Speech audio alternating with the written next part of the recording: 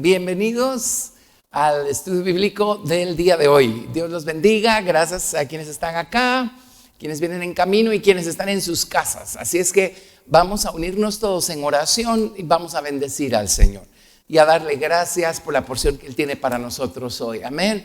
El día de hoy vamos a entrarle al libro de Apocalipsis. Y no nos va a tomar 4 años como la vez pasada, pues todo eso está allí para todos los que quieran escucharlo, pero sí, pues vamos a hacer el cuadro grande nuevamente, ¿verdad? Acuérdense que estamos estudiando a la persona de Jesucristo. Ok, bueno, pongámonos en pie y vamos a orar.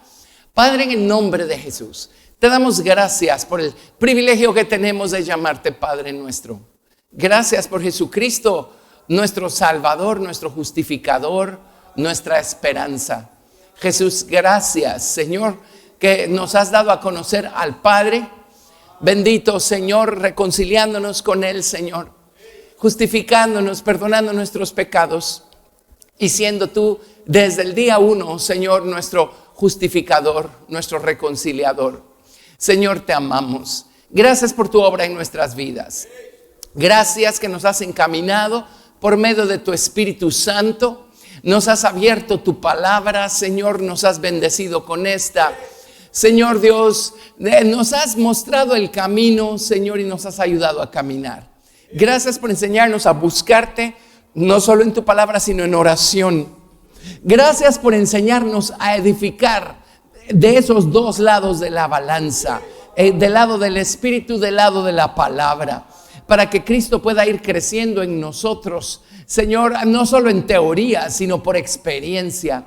Gracias por todo lo que has propiciado, por todo lo que has creado para nosotros, Señor Dios, a través de lo cual hemos podido afirmar nuestra elección por ti. Señor, ser despojados de más de nosotros mismos, aprender más de ti, Señor. Gracias por todo lo que has hecho. Y te damos gracias por la porción de ti mismo, la porción de tu verdad que tienes dispuesta para nosotros el día de hoy, Señor, por el privilegio que nos das de sentarnos a la mesa y comer de tu palabra. Gracias pues por la palabra que tienes preparada para nosotros, Señor, el pan nuestro de cada día. Danos hoy nuestra porción, Señor Dios, edifica más y más tu naturaleza, tu estatura espiritual y moral en nosotros. Ayúdanos a seguir adelante en nuestra jornada espiritual. Despójanos de más de nosotros mismos y que tu obra sea completada, que tu voluntad sea hecha. Te amamos, Señor. Gracias pues por este día. A ti te damos toda la gloria en el nombre de Jesús. Amén. Gracias, Señor. Bendito Dios. Te alabamos, te bendecimos. Amén, amén. Gracias, Jesús. Amén. Bueno, pues vámonos a Apocalipsis, capítulo 1, versículo 1. Y si quieren un estudio así súper detallado del libro, pues en nuestro sitio web deben estar las prédicas allí. Son 4 años de prédicas, lo que significa que son un poquito más de 200 prédicas. Pues no vamos a volver a hacer eso ahorita, pero estamos estudiando a Jesucristo desde la eternidad pasada y pues ya estudiamos a Jesucristo en la dispensación de la gracia, que es en la que estamos ahorita. Vamos a estudiar las cosas que deben suceder pronto y la revelación de Jesucristo en ese momento de la historia de este mundo. Y por supuesto tenemos que seguir adelante, porque después tenemos que estudiar el milenio, tenemos que estudiar la edad perfecta y tenemos que llegar hasta entender por qué Él es el principio y el final. Empezamos en el principio, ¿sí? Como dice Proverbios 8, Jehová me poseía en el principio, ya de antiguo, antes de sus obras. Bueno, pues tenemos que terminar en el final. O sea, Él no va a cesar de existir, Él es Dios. Pero así como hay un momento en la eternidad que trazamos como el principio, hay un momento en la eternidad que trazamos como el final. Por eso Jesucristo dijo, yo soy el principio y el final. Entonces, pues tenemos que llegar hasta ahí, ¿no? Si vamos a hacer bien nuestro estudio. Así es que todavía tenemos muchas cosas que aprender y mucho camino que recorrer. Amén. Este es muy emocionante. Así es que Apocalipsis capítulo 1, verso 1, solo necesitamos las primeras 4 palabras. ¿Cuál es el propósito del libro de Apocalipsis? Y cuando la gente escucha la palabra Apocalipsis empiezan a temblar, ¿verdad? Otros empiezan a imaginar quién sabe qué cosas. Por regla general, cuando la gente se mete al libro de Apocalipsis o va con una serie de ideas predeterminadas que lo desvían del sentido del libro y del contenido, o tienen la pésima costumbre de sacar de contexto una que otra porciones y crear todo un cuadro imaginario por espectacular que parezca. Si es creación nuestra no sirve de nada, pues lo que necesitamos es estudiar lo que allí dice. Y el propósito del libro de Apocalipsis es revelar un ángulo del Señor Jesucristo. Amén. Como creyentes lo conocemos en un lado de la balanza, Jesucristo como el juez justo, pero nosotros no conocemos y no vamos a conocer ese lado o ese nombre del Señor Jesucristo del lado de la ira, de sus balanzas. Dios mediante no vamos a estar aquí cuando eso empiece a ser manifestado. Pero ese es el lado que el Señor va a manifestar de sí mismo en esos días que se llaman de gran tribulación. Amén.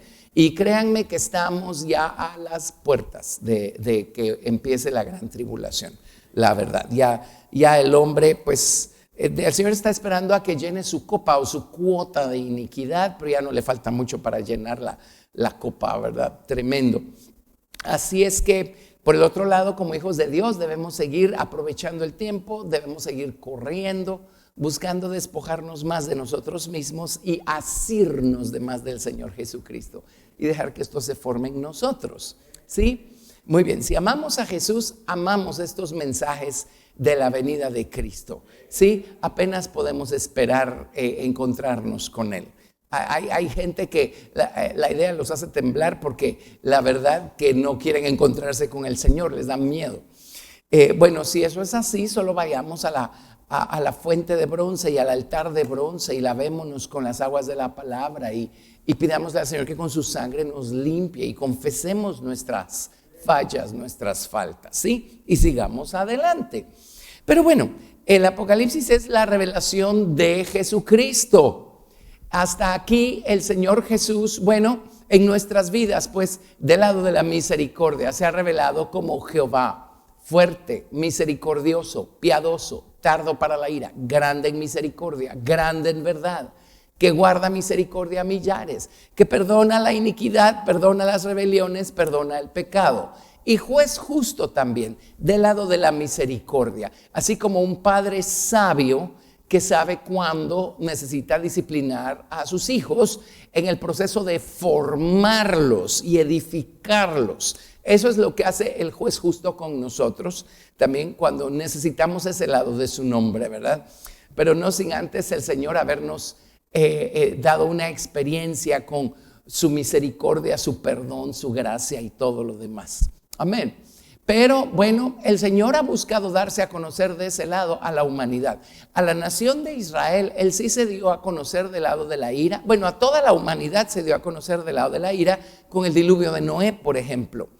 Alguien dirá, bueno, y entonces que no tuvieron la oportunidad de conocer la verdad para arrepentirse. Les prometo que sí la tuvieron. Y más de lo que uno se imagina. Amén. Pero se corrompieron los hombres y mire, no sé si se ha puesto a pensar en esto, pero ¿por qué Dios tuvo que destruir a los animales también? Y dice, toda carne ha corrompido su camino.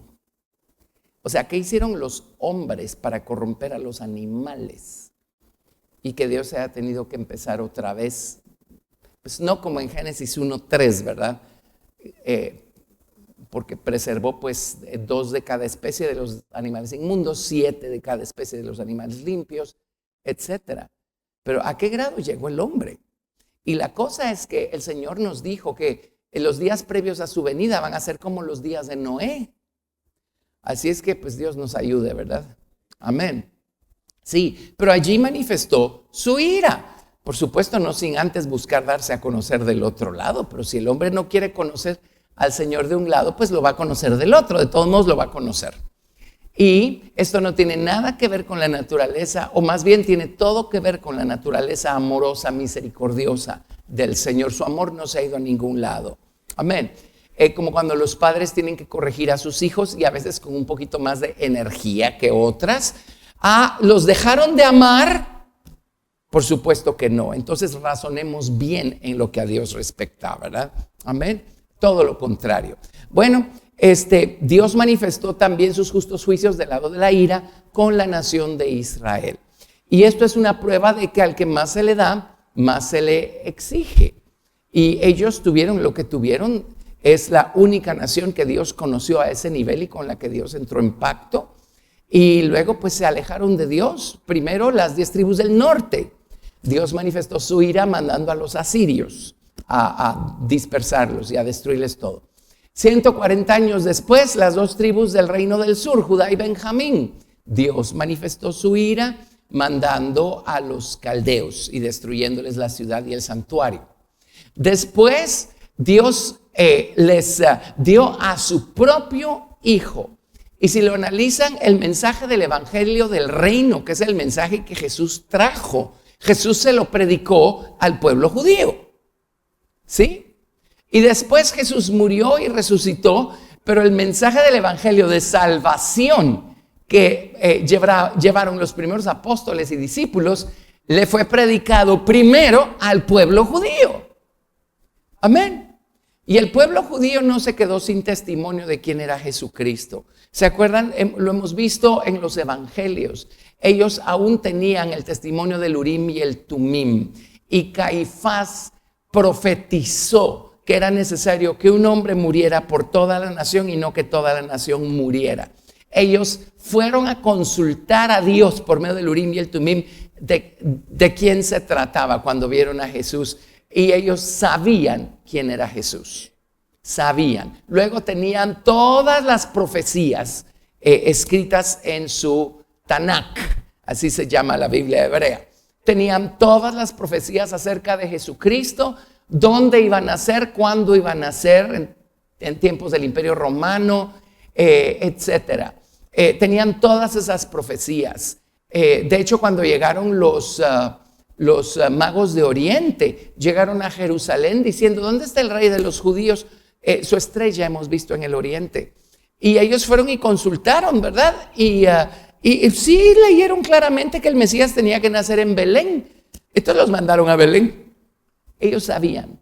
Así es que no se quisieron convertir, no quisieron ver en Jesucristo a su Mesías. Entonces en el año 70 Dios manifestó su ira. Y Pablo dice en 1 o 2 de Tesalonicenses, ¿se acuerdan que lo leímos?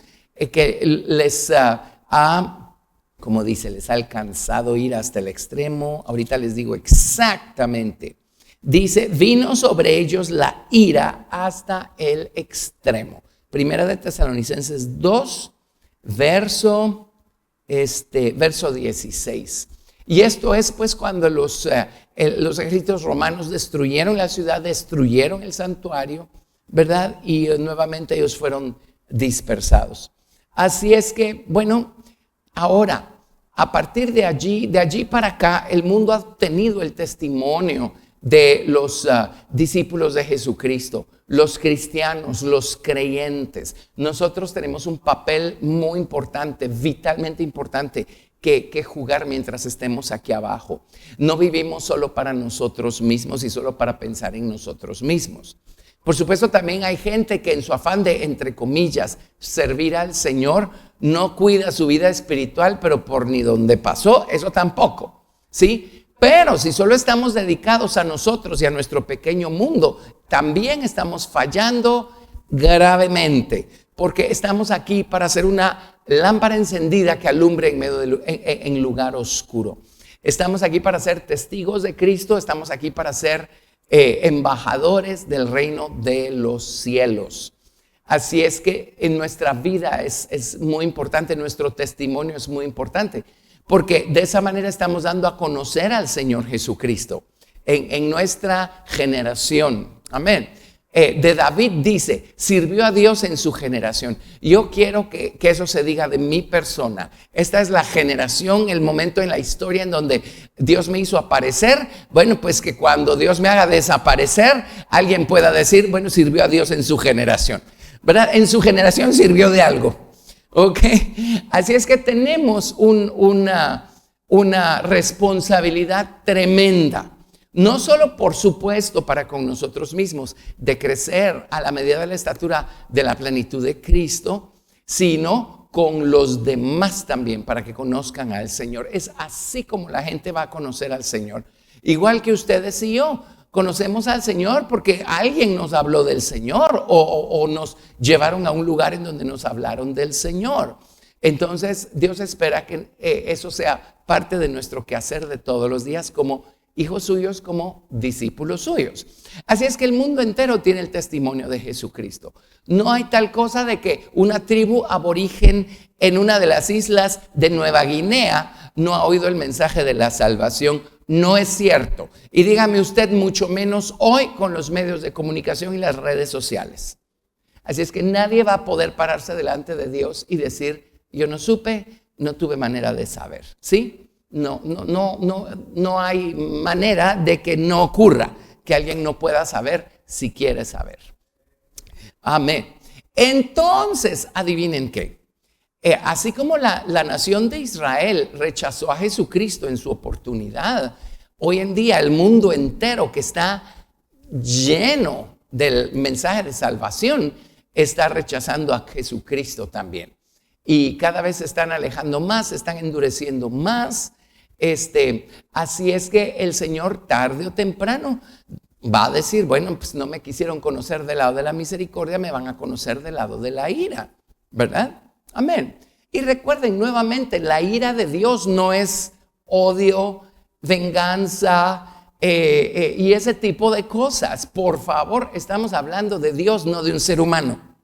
Amén. La Biblia usa la palabra ira porque pues por definición es la palabra correcta, es un nivel intenso de enojo. Pero el que nos enojemos con alguien nos hace dejar de amar a esa persona, porque somos imperfectos, es que tendemos a dejar de amar a alguien solo porque nos enojó algo que hizo. Pero eso no es lo correcto, no es la manera como el Señor trata con nosotros. Él se puede enojar con nosotros por algo, pero adivinen qué, ¿nos deja de amar? No, porque Él separa a la persona de sus hechos o de sus acciones. Juzga la acción, juzga el hecho, mientras todo el tiempo sigue amando a la persona. Entonces es un grave error que si algo de alguien nos enoja, inmediatamente sepultemos a esa persona para siempre. Eso se llama homicidio moral. Amén. No debe ser así. El Señor nos manda a amar incluso a nuestros enemigos. ¿Ok? Bueno, ¿por qué les dije eso? No sé. Pero el hecho es que, así, la ira de Dios. La ira de Dios, eso estamos hablando de la ira de aquel que es amor puro, amor perfecto, amor santo, amor misericordioso, amor perdonador. ¿Lo ven? Entonces tenemos que ubicarnos cuando utilizamos el término. Pero Dios va a darse a conocer del lado de la ira a este mundo y muy pronto, ¿verdad? Así es que esa es la revelación de Jesucristo. Ahora, Jesucristo se reveló en el libro de Apocalipsis a Juan de una manera determinada, lo vamos a ver. Se reveló a la iglesia tipificada por las 7 iglesias de una manera determinada y se revelará al mundo o se revela al mundo aquí en el libro de Apocalipsis de una manera determinada. Pero al final de cuentas el libro de Apocalipsis es la revelación de Jesucristo. Entonces no tenemos ni por qué temer, ni por qué temblar, ni por qué retraernos cuando se trata de estudiar este maravilloso libro. Amén. La palabra Apocalipsis, bueno, en griego casi suena igual, apocalipsis, significa dejar al descubierto. Es como que la cosa tenía un velo que no nos dejaba ver con claridad, pues quitamos el velo. Eso es revelación, eso es Apocalipsis, dejar al descubierto. Hay un lado del Señor Jesucristo que conocemos, sabemos que existe, pero en ese momento determinado de la historia va a quedar al descubierto. Dejar al descubierto, desnudar en el sentido de quitar un velo, quitar un manto. Gracias. Apocalipsis significa aparecimiento, manifestación. Eso significa. Es la misma palabra para revelación. Cuando alguien dice, tuve una revelación, por favor, no podemos estarnos refiriendo a una ocurrencia fuera y sin relación a la palabra escrita. Eso no es revelación, esas son ocurrencias personales. Amén. Revelación es, siempre lo ha dicho, pero yo no lo había visto porque había un velo cada vez que leía yo esa porción de las Escrituras. De repente Dios quitó el velo y pude ver lo que realmente decía allí. ¿Ven la diferencia? ¿Sí? Gracias. Mucha gente habla de revelación como que ellos están escribiéndole un nuevo capítulo a la Biblia con sus propias visiones espirituales. Eso no es posible, eso no existe. Amén. Es muy importante eso porque yo sé que hay doctrinas y un montón de cosas que han salido de cosas que alguien vio de manera particular y personal y dijo, eso es doctrina bíblica, tiene que ser. Pues si no está escrito, no lo es, punto. Amén. Ahora, se asombrarían al saber lo que sí está escrito. Ok, bueno. Pero la palabra significa quitar la cubierta, exponer, revelar. La palabra hebrea es jasón. Esta generalmente pone en CH, jasón. Esa es la palabra hebrea, o jasá. Y significa vista, sueño, revelación, oráculo. ¿Sí? Mirar fijamente, vista, sueño, revelación, oráculo.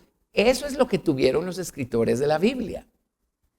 Dios los usó para darnos la palabra escrita antes que Dios les revelara cosas a ellos. Probablemente o muy pocos las habían visto o nadie antes y además no estaba escrito. Es muy diferente a lo que Dios hace hoy que tenemos la palabra escrita. La palabra jasá significa mirar fijamente, percibir, contemplar con placer, tener una visión de. Eso es revelación. Y eso es lo que va a ocurrir o lo que ocurre en el libro de Apocalipsis. Jesucristo se va a dar a conocer, por supuesto, en una dimensión en la que pues la gente no lo conoce en términos generales. Y miren, en un sentido muy sencillo, pero alguien está pasando por alguna situación difícil. Si es un cristiano que no ha madurado lo suficiente y no entiende mejor las cosas, ¿cómo reacciona ante una dificultad? ¿Cómo razona? ¿Qué conclusiones saca? Esto no puede ser. Yo soy cristiano. Esto no debería estar ocurriendo. Se supone que si soy cristiano ya no existe tal cosa como dificultades, dolor, ¿cierto o no? Ajá, ok. Entonces, si ya terminaron, si ya agotaron ese hilo de razonamiento, se gradúan al siguiente. Esto es injusto. Dios no me ama, Dios no me quiere. Si Dios me amara, no me estaría pasando esto. Ahora, todos pasamos por ahí, ¿o no? ¿Verdad que sí? Hasta que crecimos un poquito más y maduramos un poquito más. Amén. Y empezamos a conocer de una manera más completa al Señor, su naturaleza y su manera de obrar, su manera de operar, su manera de trabajar con los hombres. Pero mucha gente, una vez encuentran algún tipo de dificultad, a veces hasta dan la media vuelta y salen corriendo y nunca más vuelven a poner un pie en una iglesia, nunca más vuelven a su cuarto de oración, nunca más abren la Biblia. ¡Qué barbaridad! ¿Sí? Ese es en un grado muy pequeño.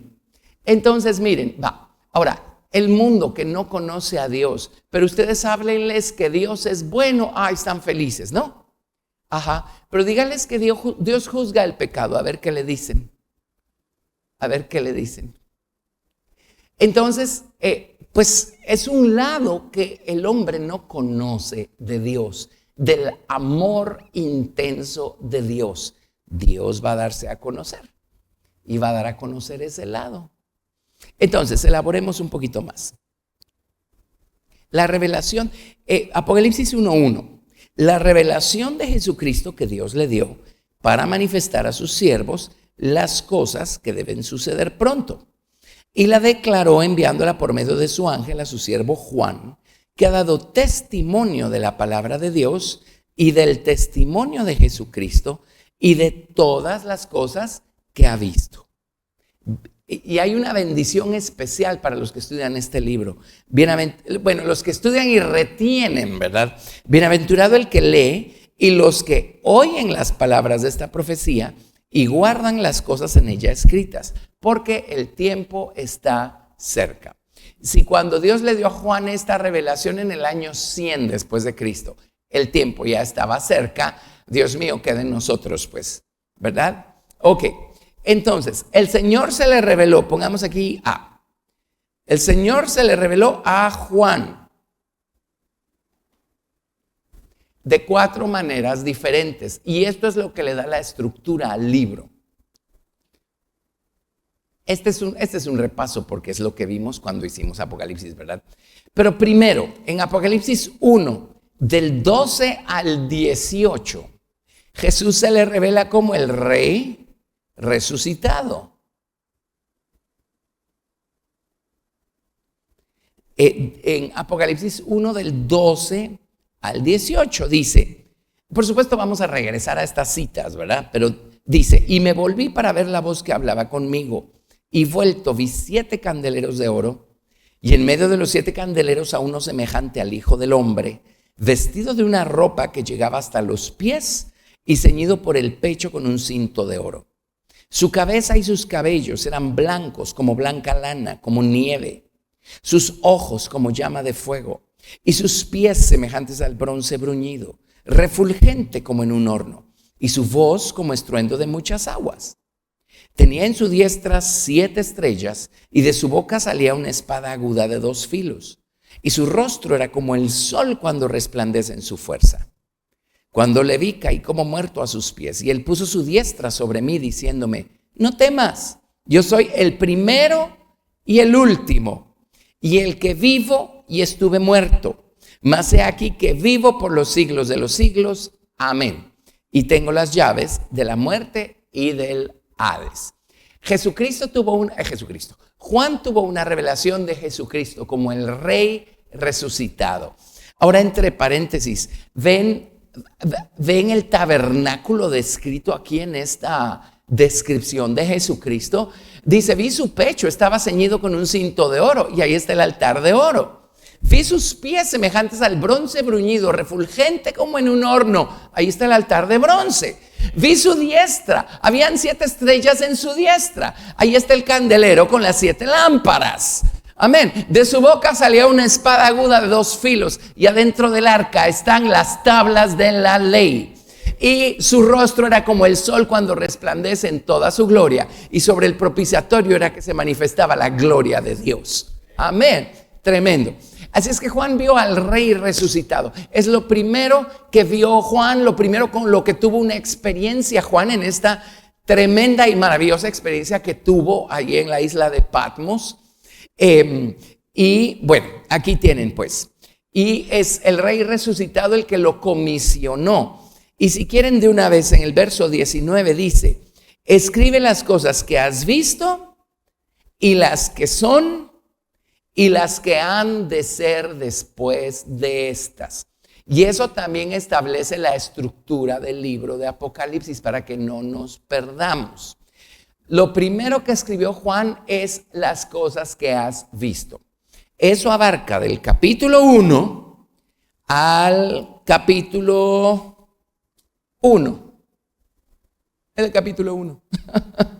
Las cosas que has visto es la revelación que tuvo de Jesucristo en el capítulo 1. ¿Sí? Ok. Las cosas que son abarca del capítulo 2 al capítulo 3. Ese es el mensaje a las 7 iglesias. Y estas iglesias estaban allí cuando Juan tuvo esta revelación y escribió el libro. Las cosas que son. Las iglesias, su estado espiritual, etcétera. Las cosas que son se refiere al mensaje a las 7 iglesias. Y luego finalmente le dice, escribe las cosas que han de ser después de estas.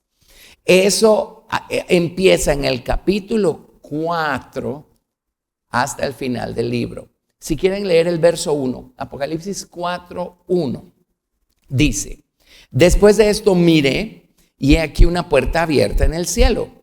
Y la primera voz que oí como de trompeta hablando conmigo dijo, sube acá y yo te mostraré las cosas que sucederán después de estas. Del capítulo 4, verso 1 en adelante, todo es para el futuro. Amén. ¿Por qué es tan importante esto? Porque cuando entendemos esto, dejamos de meter a la Virgen María en Apocalipsis capítulo 12. ¿Ok? Amén.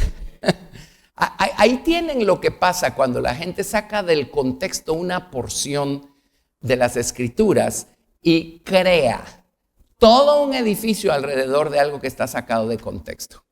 Amén. Y miren la trascendencia que eso ha tenido a lo largo de los siglos. Y lo voy a decir con total claridad, eso ha desviado la adoración de la gente, del Señor Jesucristo, que es el único que debe ser adorado porque Él es Dios, a una criatura, por maravillosa y espectacular que haya sido su vida aquí en la tierra. Amén. Ok, muy bien. Habiendo dicho eso, a Juan se le reveló como el Rey resucitado. Luego, número 2, en Apocalipsis capítulo 5. Del verso 5 al 7, vemos cómo el Señor se le revela ahora a Juan como el Cordero inmolado.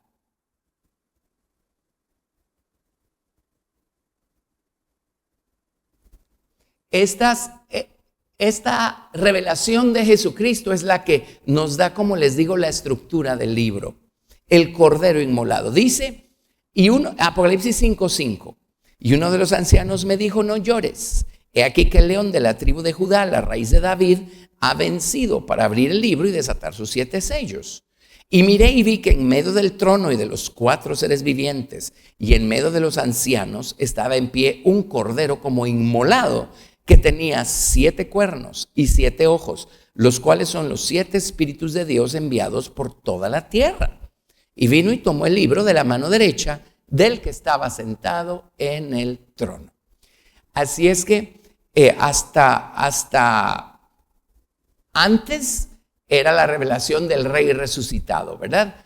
Era ese lado de Jesucristo el que le dio a Juan todo ese entendimiento. Pero a partir del capítulo 5 vamos a ver nosotros al Cordero inmolado. Y cómo Jesucristo, como el Cordero inmolado, es el que empieza a manifestar sus justos juicios en la tierra. Esto es muy importante porque estamos viendo el lado humilde de Jesucristo. Estamos viendo a Jesucristo, quien se dio a sí mismo por todos los hombres. Se dejó matar en la cruz del Calvario y sin embargo no es el hombre el que le quitó la vida. Él dijo, yo pongo mi vida y la vuelvo a tomar. Él puso su vida por nosotros.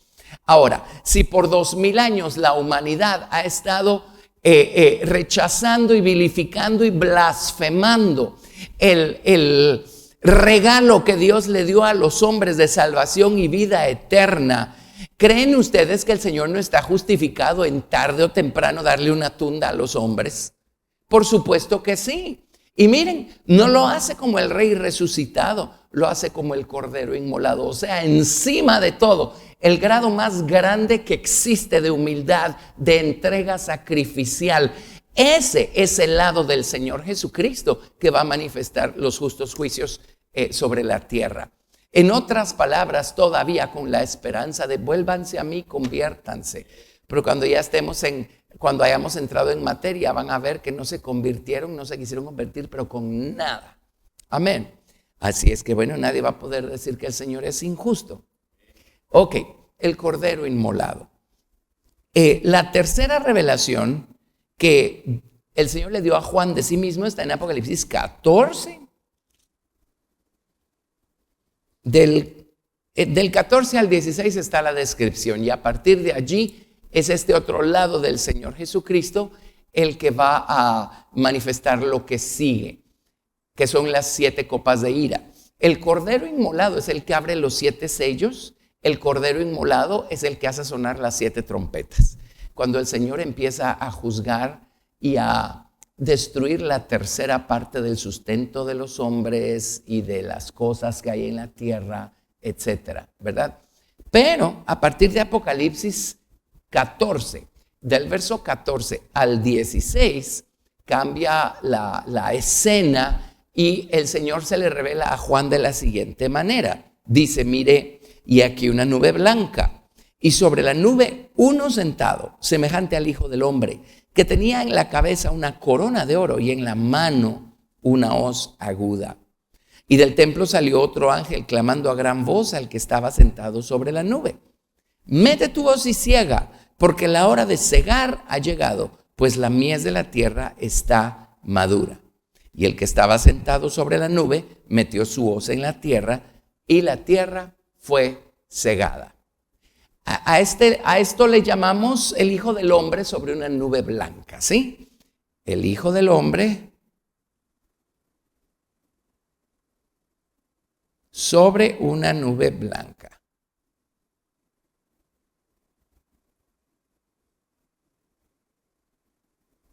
Ahora, miren al Señor. Él tiene una hoz aguda y viene la voz y dice: mete tu hoz y ciega, porque la cosecha ya está madura. ¿La cosecha de qué?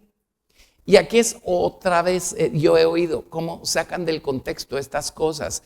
Y alguien una vez me dio ese versículo para explicarme cómo es que va a haber un gran avivamiento durante el tiempo de gran tribulación y miles se van a convertir al Señor Jesucristo, porque va a haber una gran cosecha. Le dije, ahí no está hablando de una cosecha de almas para el Señor.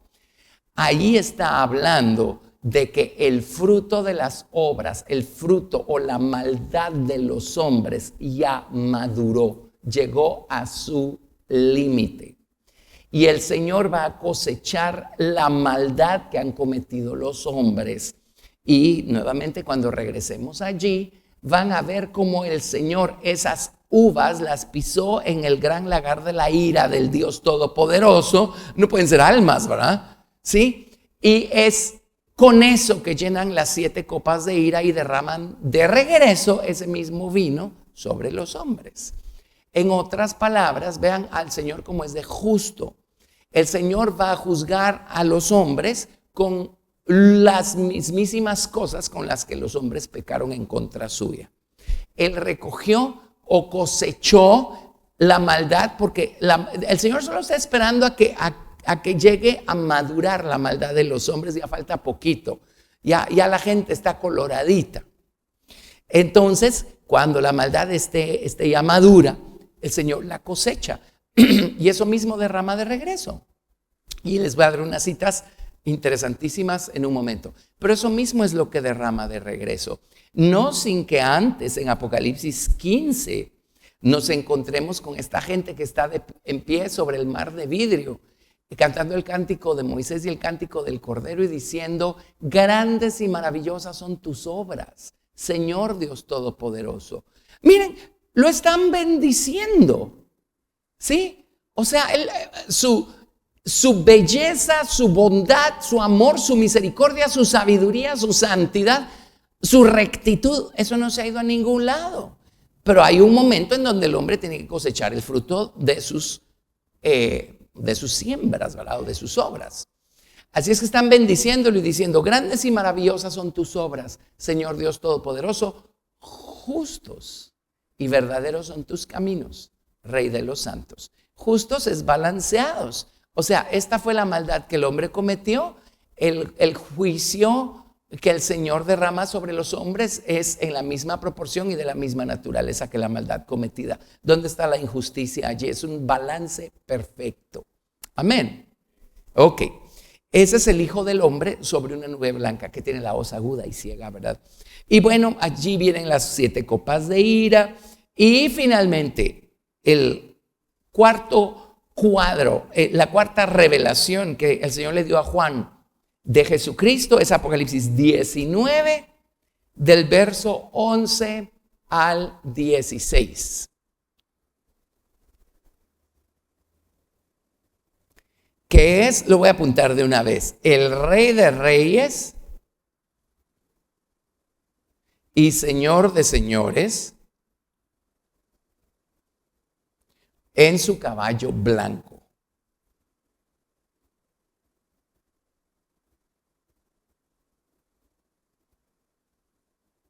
Ok, y Él es el que va a venir a la tierra, seguido de sus santos ejércitos que están vestidos de lino finísimo, y es Él el que va a batallar, y pues no es una batalla así de cuerpo a cuerpo, pero Él es el que va a batallar en contra del dragón, el anticristo, el falso profeta. Él los va a mandar al lago de fuego, a sus ejércitos también con ellos, y Él es el que va a comandar aquí la batalla de Armagedón, la batalla que no es batalla, pero la batalla en el valle de Josafat, que es el valle de la decisión, y la batalla en Idumea, ¿sí? Y va a hacer llover fuego y azufre sobre los malhechores, y allí va a quedar el lago de fuego abierto desde ese momento. El lago de fuego no existe todavía, pero es allí donde el Señor va a crear el lago de fuego. ¿Ok? Bueno, pero en Apocalipsis 19, verso 11 dice: entonces vi el cielo abierto, y aquí un caballo blanco, y el que lo montaba se llamaba Fiel y Verdadero, y con justicia juzga y pelea. Sus ojos eran como llama de fuego, y había en su cabeza muchas diademas. Y tenía un nombre escrito que ninguno conocía, sino él mismo.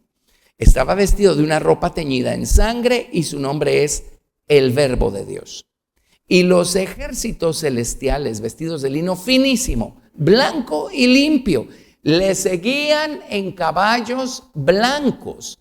Y esta es la gran pregunta, porque ustedes se asombrarían de cuánta gente no cree en un arrebatamiento antes de la gran tribulación. Yo pensé, así me enseñaron a mí, yo pensé que todo el mundo creía igual, hasta que empezó a escuchar uno tras otro, tras otro, tras otro, que decían: no, no puede ser, eso es escapismo, ¿verdad? Y yo decía, pero qué raro, en el Evangelio de Juan Jesús nos dijo: oren para ser tenidos por dignos de escapar de las cosas que tienen que venir pronto. Yo dije, entonces, ¿cuál es el problema si Jesús nos dice que oremos para salir huyendo de aquí? Porque se enojan. Pero si el Señor Jesucristo viene seguido de sus ejércitos que están vestidos de lino fino, obviamente no son ángeles, son gente, ¿sí? Entonces, ¿cómo puede venir seguido de sus santos ejércitos vestidos de lino fino si sus santos ejércitos no se han ido a ningún lado y todavía están aquí abajo? Amén. Ok, bueno, pero sigamos. Y los ejércitos celestiales vestidos de lino finísimo, blanco y limpio, le seguían en caballos blancos. De su boca salió una espada aguda para herir con ella a las naciones, y él las regirá con vara de hierro. Y él pisa el lagar del vino del furor y de la ira del Dios Todopoderoso. Y en su vestidura y en su muslo tiene escrito este nombre: Rey de Reyes y Señor de Señores. ¿Verdad?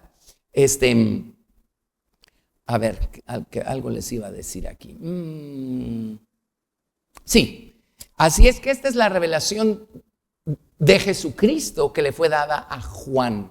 Él vio estos cuatro lados, estos cuatro ángulos del Señor Jesucristo. Amén. Y como les digo, el mundo entero rechazó a la salvación, rechazaron y se burlan del sacrificio que hizo Cristo por ellos. Entonces, bueno, el Señor Jesucristo tarde o temprano va a tener que juzgar eso, ¿verdad? Como dije hace un rato. Sigamos, algo más les iba a decir y se me fue, pero ya me va a regresar. Generalmente regresan. Esta es la revelación que el Señor le dio a Juan. Ahora, miren, porque el libro de Apocalipsis es la revelación de Jesucristo. Ve a las iglesias. También tenemos la revelación de Jesucristo que le fue dada a las iglesias. Y esto ya lo hemos estudiado y lo mencionamos hace no demasiado, así es que solo se los refresco. Pero a estas 7 iglesias el Señor Jesucristo vino primero como rey.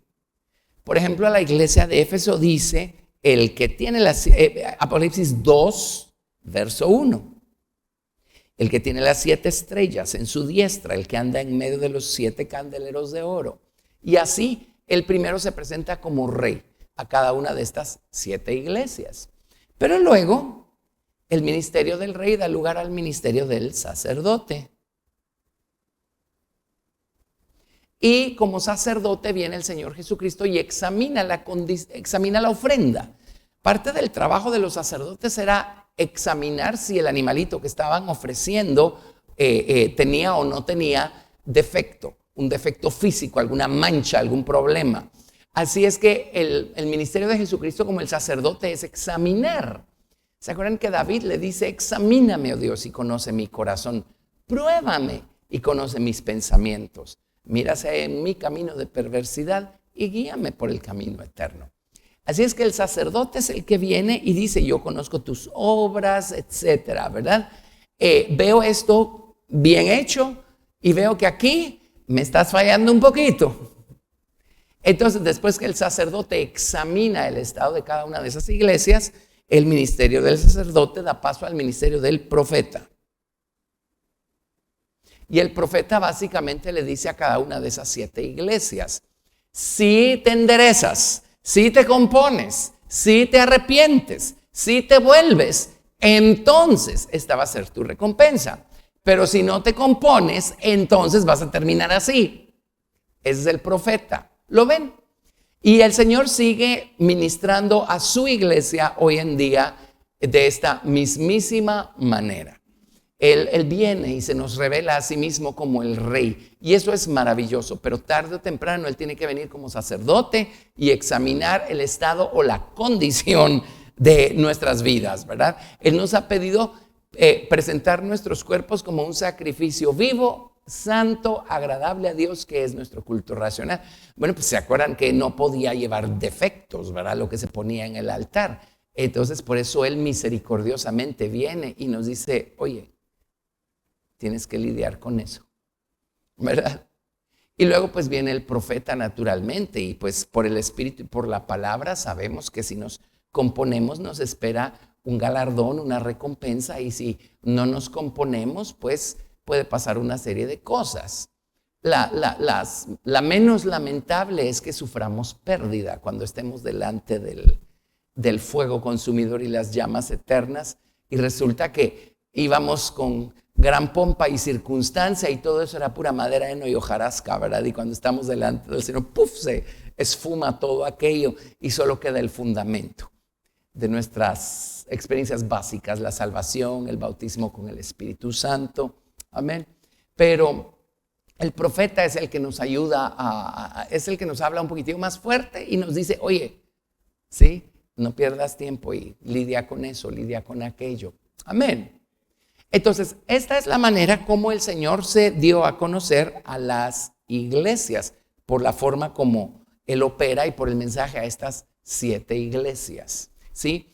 En el estudio que vamos a hacer ahorita, creo que voy a omitir el mensaje a las 7 iglesias. Eso lo hemos estudiado muchísimas veces y pues realmente nuestro tema sigue siendo Jesucristo, la revelación de Jesucristo. Amén. Ahora, si Dios dispone otra cosa, pues nos detenemos allí, pero creo que no nos vamos a detener ahora en el mensaje a las 7 iglesias. Y luego, a ver, C. Y aquí vamos a hacer una balancita. Jesucristo pues se reveló a Juan de estas 4 diferentes maneras tremendas y maravillosas. Luego a las iglesias se revela de estas 3 maneras. Y ahora C. Ok, hagamos, bueno, al mundo. Al mundo. ¿Cómo se va a revelar al mundo? Solo déjenme insistir un poquito aquí. Regresemos antes de pasar cómo se revela al mundo, porque ¿Se acuerdan que sus justos juicios tienen una balanza? Justos, a ver cómo está la cosa, justos juicios. El lado de la misericordia y el lado de la ira. Y el Señor viene como juez justo a nuestra vida también del lado de la misericordia. Y qué bueno, porque muchas veces necesitamos ser corregidos. ¿Están de acuerdo? ¿Verdad que sí? Ok, del lado de la misericordia. Entonces solo revisemos un par de citas. Creo que una la hicimos la semana pasada, pero quiero regresar a esta cita. Hebreos capítulo 12, del 1 al 14. Hebreos 12, del 1 al 14. Y por supuesto que nosotros también tenemos que conocer ese lado del Señor Jesucristo, el juez justo. Si se acuerdan del Evangelio de Juan, allí el Señor dijo varias veces que Dios, el Padre, le dio a su Hijo el hacer juicio, el juzgar. Dios, el Padre, ungió y destinó a su Hijo para que Él sea el juez de todos los hombres, de toda criatura. Amén.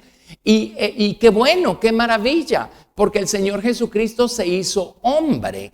Y el libro de Hebreos dice, por un lado, pues Él es nuestro fiel sumo sacerdote, porque Él puede compadecerse de nosotros.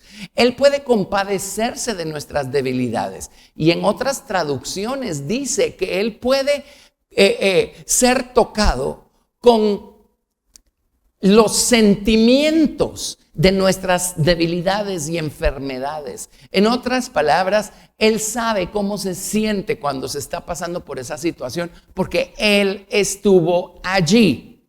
Entonces, eso lo califica para ser nuestro fiel sumo sacerdote. Él sabe, Él estuvo allí y Él fue tentado en todo, pero sin caída y sin defecto. Amén. Pero eso mismo lo califica a Él para juzgar a los hombres, porque Él se hizo hombre. Él sabe, Él estuvo allí, Él entiende, Él conoce perfectamente bien lo que hay en el corazón de los hombres. Él ve las intenciones del corazón, Él ve más allá de lo superficial, ¿sí? ¿Se acuerdan que, a ver qué les iba a decir? Otra vez se me fue. Me estoy distrayendo un poco, pero no importa. Él conoce las intenciones del corazón. No, estaba pensando en una cita en Isaías cuando dice, aquí está mi siervo fiel. Dice, Él no juzgará de acuerdo a la vista de sus oídos, ni de acuerdo a lo que de sus ojos, ni de acuerdo a lo que oigan sus oídos. ¿Quién es ciego sino mi siervo? ¿Y quién es sordo sino mi siervo? Lo que está diciendo es, Él no está juzgando de acuerdo a lo que se ve en apariencia. Él no juzga de acuerdo a lo que ven los ojos físicos y de acuerdo a lo que oyen los oídos físicos. Él ve más allá. Por un lado, Él ve más allá de nuestras palabras y de nuestras pretensiones y ve nuestra miseria. Y se acerca a nosotros porque ve la necesidad que tenemos y la miseria que tenemos adentro. Amén. Pero por la misma moneda, del otro lado, Él ve más allá de la apariencia y ve las intenciones del corazón. Ya sé que les iba a decir. Ya ven, generalmente regresa lo que se me va. ¿Se acuerdan que Jesús en uno de los evangelios dice, no se fiaba de los hombres porque sabía lo que había en sus corazones? Ajá. Eso lo califica a Él para ser el juez. No es Dios el Padre, Él es Dios. Pero la experiencia de haber sido hecho hombre fue para Dios el Hijo. Entonces por eso Dios el Padre designó, estableció a Dios el Hijo para ser Él el juez de todos los hombres. Amén. Entonces el mundo allá afuera, háblenles de Dios y están felices. Qué interesante el tema. ¿Sí? Digan cosas lindas, por supuesto sean lo más neutrales posibles y se echan a la gente en el bolsillo. Métanles a Jesús en la conversación y me cuentan cómo les va. La batalla es en contra de Jesús. El diablo odia a Jesús. lo odia, ¿sí? Y está batallando en contra de Jesús de la manera como se le ocurra y como pueda. Entonces, al final de cuentas, el rechazo es en contra de Jesucristo. Entonces, eso nuevamente califica al Señor Jesucristo para ser Él el juez de todos los hombres, ¿sí? Isaías 42:19, gracias. ¿Quién es ciego sino mi siervo? ¿Quién es sordo sino mi siervo? Dice, ¿verdad? Gracias. Ok, pero bueno, volviendo a esto, el juez justo también viene a tratar con nosotros del lado de la misericordia cuando necesitamos ser disciplinados.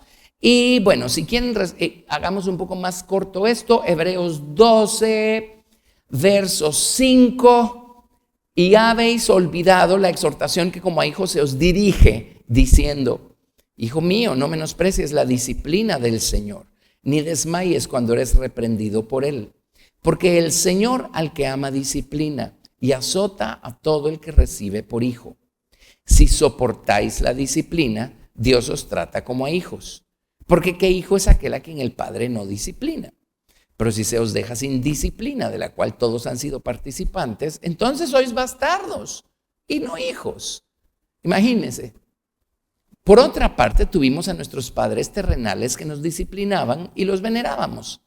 ¿Por qué no obedeceremos mucho mejor al Padre de los Espíritus y viviremos? Y aquellos ciertamente por pocos días nos disciplinaban como a ellos les parecía.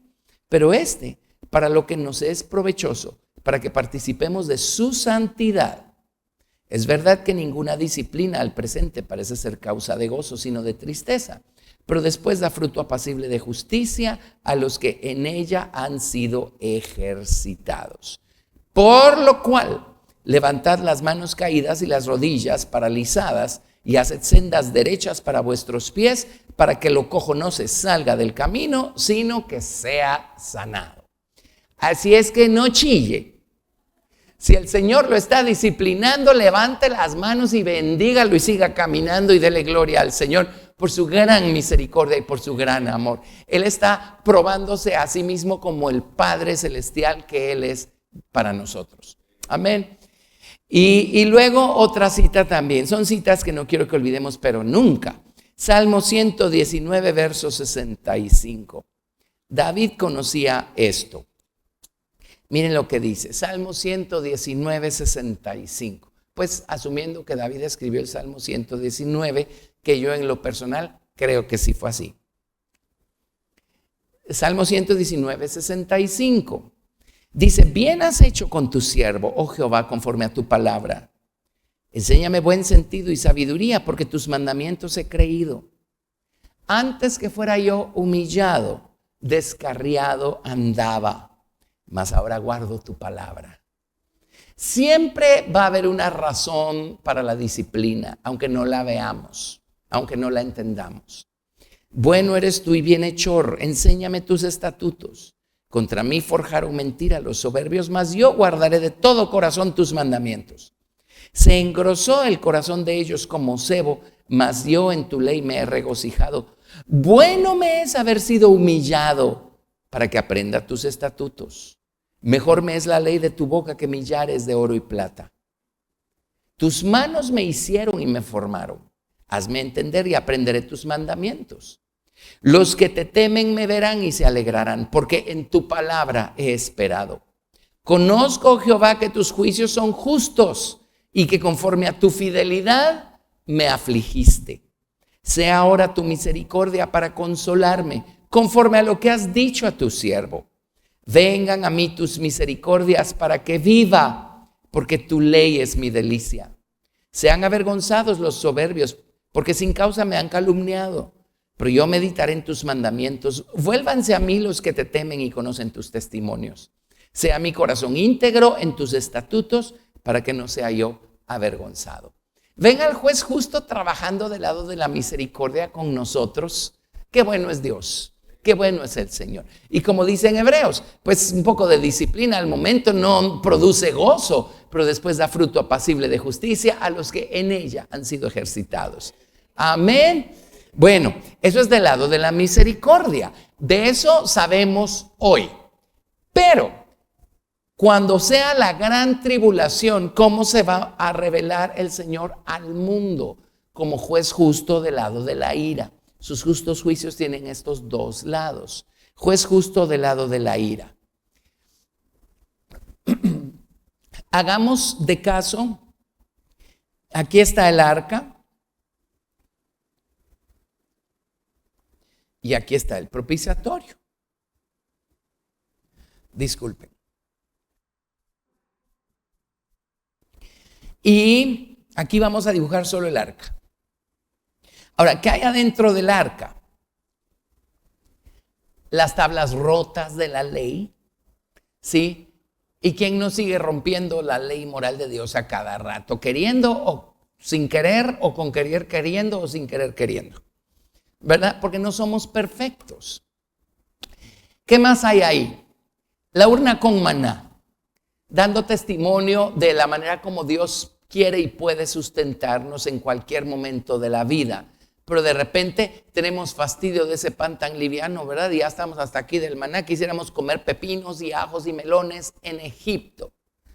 Entonces, ahí está siempre delante de Dios nuestra ingratitud por la manera como Él ha elegido sustentarnos, ¿verdad? Y luego, ¿qué más está ahí en el arca? La vara de Aarón que reverdeció. ¿Por qué llegó al arca la vara de Aarón? Porque un día tuvieron que hacer una demostración para callarle la boca a todos los rebeldes que dijeron: oye, Aarón, ¿y a ti quién te puso por líder nuestro? Tú no sos mejor que nosotros somos igual de espirituales que tú, etcétera. Entonces, bueno, terminó la vara de Aarón que reverdeció allí como un testimonio a la rebeldía y resistencia de la gente a la soberanía de Dios y a la autoridad que Dios establece, ¿verdad? Eso está allí, no se ha ido a ningún lado, allí sigue.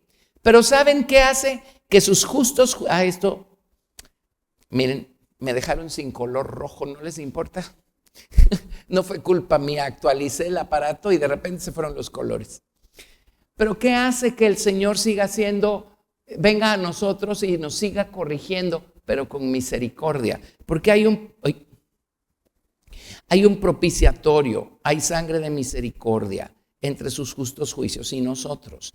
Por eso en el asiento de la misericordia o el propiciatorio rociaban esa sangre una vez al año y cubrían hasta el último milímetro de ese propiciatorio. Entonces merecemos los justos juicios de Dios, pero porque hay sangre de por medio, Dios viene y nos corrige del lado de la misericordia. Pues no deja de corregirnos, pero es del lado de la misericordia. Pero ¿qué pasa si rechazamos la sangre del Señor Jesucristo? ¿Qué pasa si la pisoteamos? ¿Sí?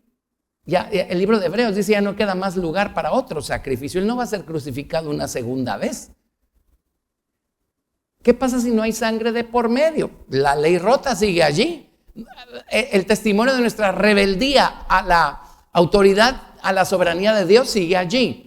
Nuestra ingratitud sigue allí, manifestada delante de Dios. ¿Qué pasa si no hay sangre de misericordia? Pues sus justos juicios van a venir, pero no hay misericordia de por medio. Ese es el lado de la ira de Dios.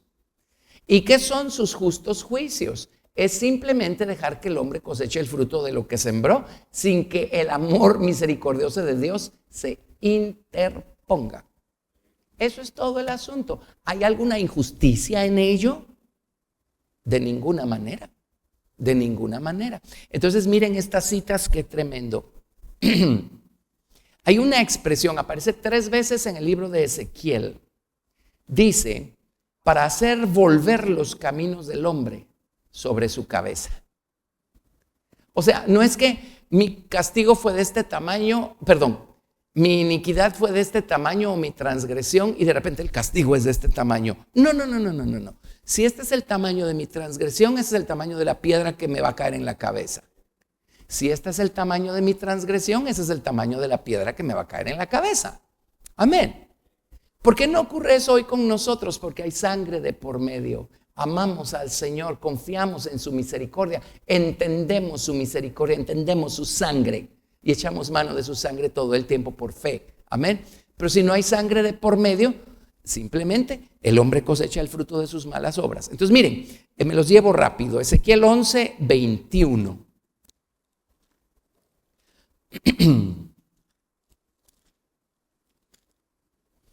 Ezequiel 11:21. Voy a hacer un cuadrito aquí, porque esto es a Israel que Dios les está hablando. Israel. Ezequiel 11:21. Dice: mas a aquellos cuyo corazón anda tras el deseo de sus idolatrías y de sus abominaciones, yo traigo su camino sobre sus propias cabezas, dice Jehová el Señor. Miren Ezequiel 16, verso 43. Le sigue hablando a Israel. Ezequiel 16, verso 43. Por cuanto no te acordaste de los días de tu juventud y me provocaste a ira en todo esto, por eso, he aquí, yo también traeré tu camino sobre tu cabeza, dice Jehová el Señor, pues ni aún has pensado sobre toda tu lujuria. ¿Lo ven? ¿Eso es justicia o no? Ajá, es una balanza perfectamente bien balanceada, valga la redundancia. Miren Ezequiel 22. Del 29 al 31.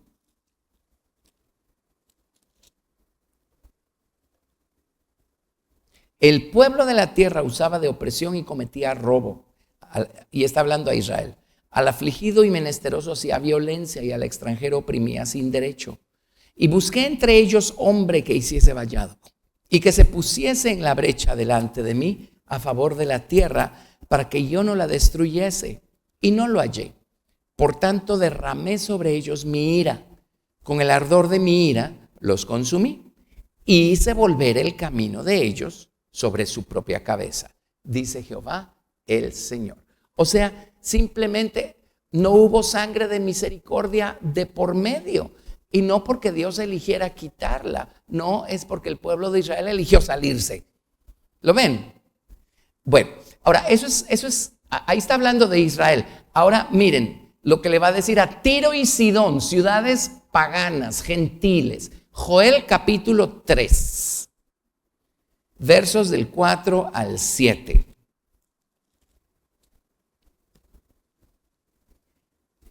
Joel 3, del 4 al 7. Gracias. A Israel. Este es a Tiro y Sidón. Joel 3 del 4 al 7. Y también que tengo yo contra vosotras, Tiro y Sidón y todo el territorio de Filistea. ¿Queréis vengaros de mí? Y si de mí os vengáis, bien pronto haré yo recaer la paga sobre vuestra cabeza. Porque habéis llevado mi plata y mi oro y mis cosas preciosas y hermosas metisteis en vuestros templos. Y vendisteis los hijos de Judá y los hijos de Jerusalén a los hijos de los griegos para alejarlos de su tierra. He aquí, yo los levantaré del lugar donde los vendisteis y volveré vuestra paga sobre vuestra cabeza. Ahí se lo está diciendo a Tiro y Sidón, naciones gentiles que se aprovecharon de la calamidad de los israelitas en su momento. Miren, ahora se lo va a decir a Edom o a Esaú, a Edom. Esto está en Abdías 1 del 1 al 15. Es una porción grande esta, Abdías. Pues Abdías solo tenía un capítulo.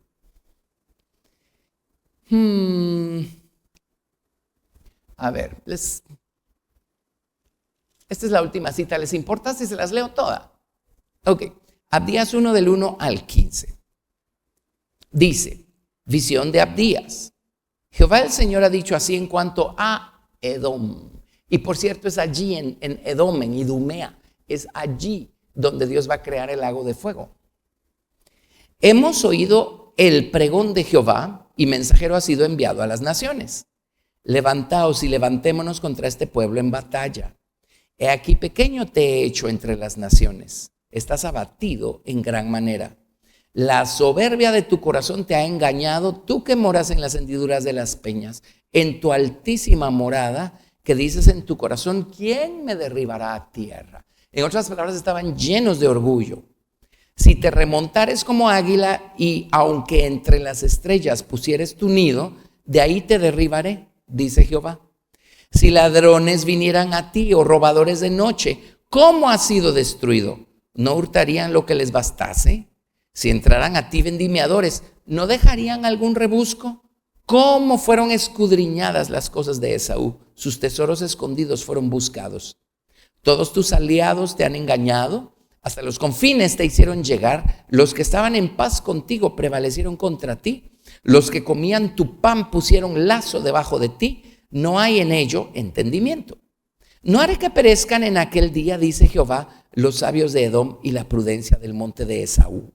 Y tus valientes, oh Temán, serán amedrentados, porque todo hombre será cortado del monte de Esaú por el estrago. Por la injuria a tu hermano Jacob te cubrirá vergüenza y serás cortado para siempre. El día que estando tú delante llevaban extraños cautivo su ejército, y extraños entraban por sus puertas y echaban suertes sobre Jerusalén, tú también eras como uno de ellos. Pues no debiste tú haber estado mirando en el día de tu hermano, en el día de su infortunio. No debiste haberte alegrado de los hijos de Judá en el día en que se perdieron. No debiste haberte jactado en el día de la angustia. No debiste haber entrado por la puerta de mi pueblo en el día de su quebrantamiento. No debiste haber mirado su mal en el día de su quebranto, ni haber echado mano a sus bienes en el día de su calamidad. Tampoco debiste haberte parado en las encrucijadas para matar a los que de ellos escapasen, ni debiste haber entregado a los que quedaban en el día de angustia. Acuérdense que Edom era pariente, Esaú era hijo de Isaac, hermano de Jacob. Y cuando Dios mandó a los babilonios, a los caldeos, a destruir Jerusalén, ¿saben qué hicieron los edomitas? Unámonos. Y vinieron y se aprovecharon. Y Dios nunca les dijo a ellos que fueran a ayudar a los caldeos a destruir a sus hermanos, los israelitas. Entonces dice, porque cercano está el día de Jehová sobre todas las naciones, como tú hiciste, se hará contigo. Tu recompensa volverá sobre tu cabeza. Hay dos, y con esto termino. Hay dos términos con los cuales Dios va a juzgar al mundo. Número uno, su rechazo hacia el Señor Jesucristo, o sea, su trato, en este caso su maltrato a Jesucristo y a la salvación que es a través de Cristo. ¿Y saben cuál es el otro término en el que van a ser juzgadas las naciones? Su trato a la nación de Israel. Amén. Por eso ya saben ustedes, cada vez que hay una noticia por allí que conecta nuestro país con la nación de Israel, todos los cristianos decimos, ¡yeah! ¿Verdad? Eso por lo menos nos libra de más problemas para con Dios. Pero el trato que las naciones le den a Israel, y se acuerdan que dijo, por cuanto lo has hecho a mi hermano más pequeño. Y cuando les di ese seminario, no sé si lo mencioné ahí, pero al final de cuentas, el hermano más pequeño de Jesús es la nación de Israel. ¿Sí? Entonces es en base a eso que también van a ser juzgadas las naciones, como vemos aquí con Edom. Tremendo, ¿verdad? Amén. Así es que Dios al mundo se va a dar a conocer del lado de sus justos juicios, del lado de la ira. Y eso es lo que vamos a ver pues acá en nuestro estudio del libro de Apocalipsis. Amén. Bueno, gloria al Señor. Qué hermoso es estudiar la palabra de Dios. Y no se diga el libro de Apocalipsis, ¿verdad? Gracias, tomé unos minutos adicionales, pero creo que valió la pena para no dejar esto a medias. Bueno, gloria a Dios. Vamos a ponernos en pie, vamos a unirnos allá en casa y vamos a darle a Dios toda la gloria. Pero con estos grandes cuadros, con estos grandes diagramas, no hay pierde. El libro de Apocalipsis, una vez se nos abre, es sencillo, como el resto de las escrituras. Todo es que se nos abra, todo es que Dios nos lo abra. Amén. Así es que bueno, la lección moral para nosotros es, mientras aún haya tiempo, que Dios corrija y que Dios nos discipline todo lo que nos tenga que disciplinar y corregir, ¿verdad? Porque todavía hay tiempo, pero ya no queda mucho. Y dejemos brillar nuestra luz delante de los hombres. Amén. Con cada vez más fuerza y ganas. Padre, en el nombre de Jesús, gracias por tu palabra, por tu amor en este día, Señor, por abrirnos tu palabra, abrir nuestro entendimiento y ayudarnos a ver, Señor Dios, las maravillas de tus caminos, de tu plan maestro, de tu voluntad. Gracias por ayudarnos a entender, Señor, lo que hoy es y lo que ha de suceder pronto. Gracias por abrirnos el libro de Apocalipsis y gracias, Señor, por todo lo que hemos aprendido hoy.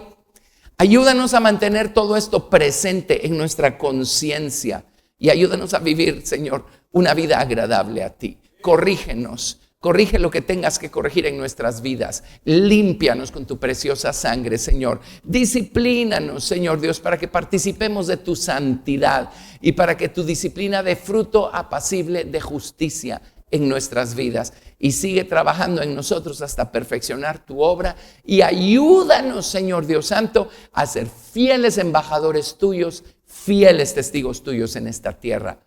Te amamos, te damos gracias, te damos toda la gloria. En el nombre de Jesús. Amén.